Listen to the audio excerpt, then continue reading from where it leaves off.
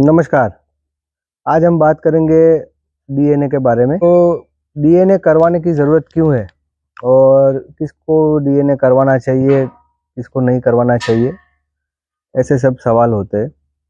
तो डीएनए की वजह से हम जान सकते हैं और वो साबित हो सकता है कि ये घोड़े का बाप या ये इस घोड़े की माँ ये है। तो उसका एक लैब रिपोर्ट होता है और आप 100% श्योर बोल सकते हैं जिसको कि बाकी आज तक हम विश्वास के ऊपर ही काम चलता था कि आपने बोल दिया कि भाई ये घोड़े का बाप ये है और किसी ने सेल किया, किसी ने परचेस किया, तो वो घोड़े के नाम से उसके बच्चे बिकते हैं ज़्यादातर। तो अभी फ़िलहाल बहुत टाइम से और पहले से ही लोग चीटिंग करते ही है घोड़ों के अंदर। तो घोड़ों के अंदर ऐसा पहले से ही चलता है और बहुत लोग ऐसे हैं कि जो झूठे माँ बाप बनाकर घोड़े बेचते हैं अभी आजकल। और पहले से भी जो फेमस घोड़े हैं और जो शो विनर घोड़े हैं उनके बच्चों की अच्छी प्राइस मिलती है लोगों को। तो इस हिसाब से लोग माँ बाप झूठे बनाकर ज़्यादा प्राइस लेकर चीटिंग ऐसे करते हैं।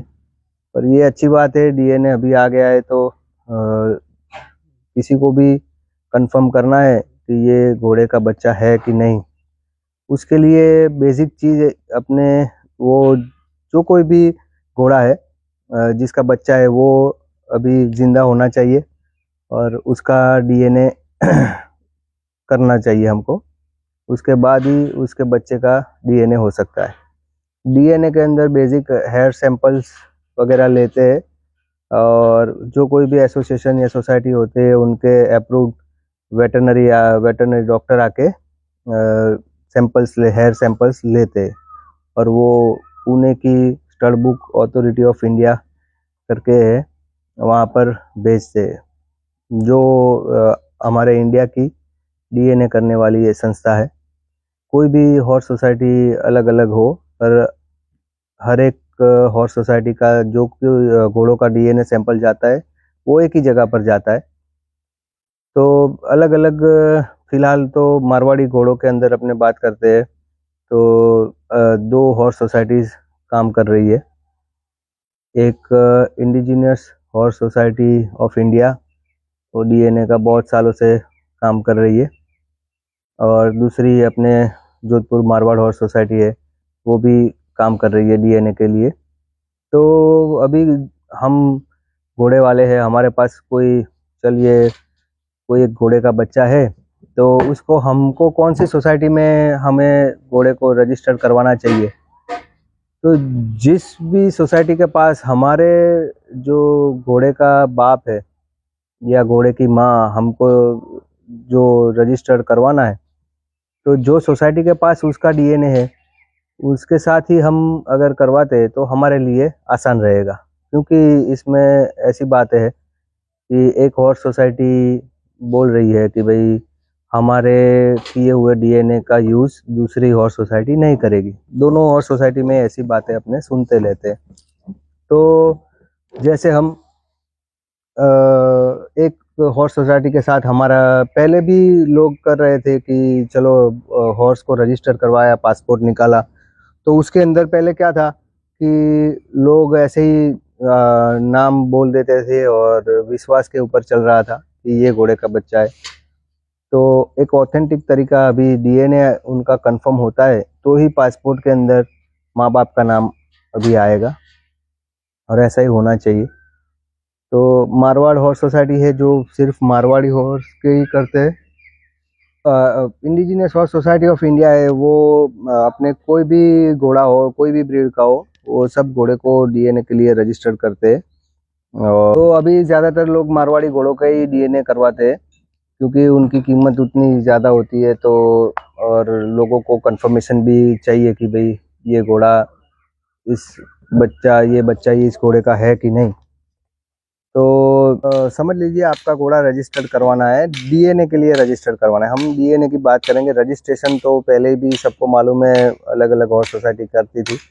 अगर डीएनए के लिए रजिस्टर करवाना है तो इसमें बहुत सारे कन्फ्यूजन है अभी ओनर्स के लिए कि हमारा घोड़ा पहले से एक सोसाइटी में रजिस्टर्ड हुआ है और हमको दूसरी सोसाइटी के अंदर उसके बाप का डीएनए किया हुआ है, तो अभी हम क्या करेंगे।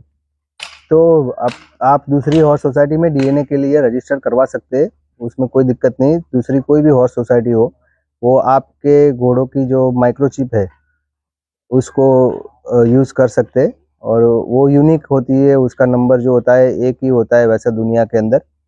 तो कोई भी हॉर्स सोसाइटी उसको यूज़ कर सकती है वो माइक्रोचिप को।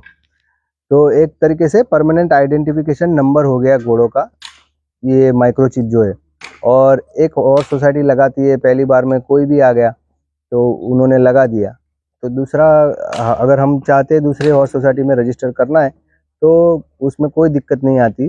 दूसरी और सोसाइटी वो माइक्रोचिप नंबर यूज़ करके बाकी की जो सारी डिटेल्स है वो फुलफिल करेगी और डीएनए के लिए उनके सैंपल लेकर लैब में भेज देगी। तो ये सिंपल सी प्रोसेस है, पर उसके अंदर कन्फ्यूजन कहाँ पर है अभी घोड़ों के मालिकों के लिए कि हमको कौन सी हॉर्स सोसाइटी में करवाना चाहिए। तो मैं फिर से वही कहूँगा कि आप कोई भी हॉर्स सोसाइटी में करवा सकते हैं, पर आपके लिए कन्वीनियंट यही रहेगा कि जिस हॉर्स सोसाइटी के अंदर आपके घोड़े के माँ बाप रजिस्टर्ड है पहले से, उसमें आप करवाएंगे तो आपका जो भी डीएनए का टेस्ट होगा वो उससे ही मैच होगा। अगर आपके घोड़े का डीएनए लेकर गए और उनके माँ बाप का डीएनए नहीं लिया हुआ है तो आपके घोड़े का कंफर्मेशन आपको नहीं मिलेगा कि ये घोड़े का बच्चा है कि नहीं। तो ये बहुत सारी थोड़ी कंफ्यूजिंग बातें हैं। तो धीरे धीरे जैसे ही इसका भी यूज़ करना चालू किया है लोगों ने तो बहुत अच्छे नतीजे आए कि बहुत सारे लोगों के जिन्होंने गलत बोल के घोड़ा बेचा था उनके भी टेस्ट आए, रिपोर्ट्स हमने देखे कि भाई ये हो गया, ये इतने लाख का घोड़ा बिका था और इस घोड़े का बोला था फिर भी इसका रिपोर्ट में इसका नेगेटिव आया। तो ऐसा चलता रहता है। अभी डीएनए होने की वजह से लोग ऐसा घपला करने से डरेंगे और मैं तो चाहता हूँ कि ऐसा हो और हर एक घोड़ा डीएनए होना चाहिए, क्योंकि हम अगर घोड़ा पालते तो और घोड़ा रखते तो उसके ब्लड लाइन का बहुत ही महत्व होता है। जो एक घोड़ा पालक होता है उसके बाप के नाम से उसके उतने पैसे देते, वैसे घोड़े जो फेमस होते। तो डीएनए का एक ये हमारी बातचीत थी कि किसके साथ करना चाहिए। और अभी तो मैंने देखा है कि बहुत सारे लोग दोनों हॉर्स सोसाइटीज़ में डीएनए करवा रहे हैं। तो वो एक एज ए पर्टिकुलर ओनर उनकी चॉइस है कि करना है कि नहीं करना है। बाकी तो कोई दिक्कत नहीं है कि आप जिस एक सोसाइटी में करवाते हो तो उसमें करवाओगे, आपका काम निकलेगा। अभी दोनों में करवाना है तो भी कोई दिक्कत नहीं है, पर अगर फ्यूचर में कभी जाकर कोई एक ही संस्था ऐसी हो जिसके साथ सब एक ब्रीड का एक ही संस्था देखती है तो वो ओनर्स के लिए बहुत आसानी रहेगी उसमें, और कोई डिस्प्यूट नहीं होगा आगे चल के ओनर्स के बीच में। देखिए दो हॉर्स सोसाइटीज़ के बीच में ऐसी बातें होती रहती है, पर उसके वजह से ओनर्स के भी मनमुटाव हो जाते हैं कि नहीं इन्होंने इनके वहाँ करवाया, ये इनकी टीम में, वो भाई वो उनकी टीम में, ऐसी बातें होने लगती है। तो वो एक अच्छी बात नहीं है। आगे चल के कोई एक ही हॉर्स सोसाइटी ये सब देखे तो ये मेरा तो यही एक राय है कि भाई कोई भी एक हॉर्स सोसाइटी डीएनए के बारे में करे तो ओनर के लिए और एक एक घोड़ा पालने वाले लोगों के लिए ये अच्छा रहेगा। क्योंकि जो ज़्यादा घोड़े रखते हैं और जिनको उन पैसों का कुछ उतना दिक्कत नहीं आती है वो तो हर मतलब दोनों और सोसाइटीज़ में रजिस्टर करवाते ही है। और जो पैसों का भी देखते हैं लोग, क्योंकि ऐसे ऐसे फ्री में तो होता नहीं, ये इन सब के लिए चार्जेस लगते हैं। जो हॉर्स सोसाइटी में भी जो काम कर रहे हैं वो लोग भी पूरे इंडिया में अभी घूम घूम कर जहाँ पर घोड़ा है वहाँ पर जाकर उसके सैंपल्स वगैरह लेते हैं, डॉक्टर्स की टीम वगैरह जाती है, तो उसके पीछे भी उनका भी खर्चा लगता है और लैब भी फ्री में उनको रिपोर्ट ला के नहीं देगी। तो ये सब चीज़ें देखते हुए एक ही कोई हॉर्स सोसाइटी करे तो बहुत अच्छी बात है, मैं ऐसा मानता हूँ।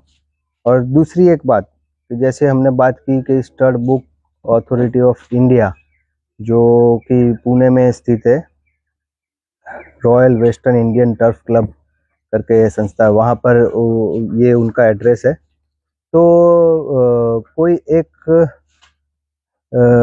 कोई एक अपने इंडिविजुअल ओनर ऐसा सोचता है कि मुझे मेरे घोड़े का डीएनए करवाना है, उसका बच्चा भी मेरे पास है, घोड़ा भी मेरे पास है, तो वो अपने खुद का अप्रोच करके उनकी वेबसाइट पे जाके उनसे कांटेक्ट करके आप खुद भी एप्लीकेशन करके और डॉक्टर्स वगैरह से सैंपल्स कलेक्ट करवा कर वहाँ पर आप कर सकते हैं। किसी भी हॉर्स सोसाइटी के बगैर भी वो लोग ऐसे डीएनए करते हैं। ऐसा मैंने पहले भी एक दो बार पूछा था, हमारे एक तो दोस्तों से बातचीत हुई थी, तो वो भी एक है। पर अगर हॉर्स सोसाइटी में अगर करते हैं तो क्या है कि घोड़ा कहीं दूसरे राज्य में है और उसका बच्चा हमारे पास है, तो उसके मालिक की भी परमिशन होनी चाहिए हमारे पास, वो भी करना पड़ता है। और हॉर्स सोसाइटी में अगर पहले से है तो आपके लिए काम बहुत आसान हो जाता है। तो ऐसी है बात डीएनए की, और डीएनए करवाना ही चाहिए। और जितने लोग धीरे धीरे डीएनए करवाएंगे तो आज से समझ लो 5, 10, 15 साल के बाद कोई ऐसे चीटिंग करने वाले लोग बहुत कम हो जाएंगे। Thank you.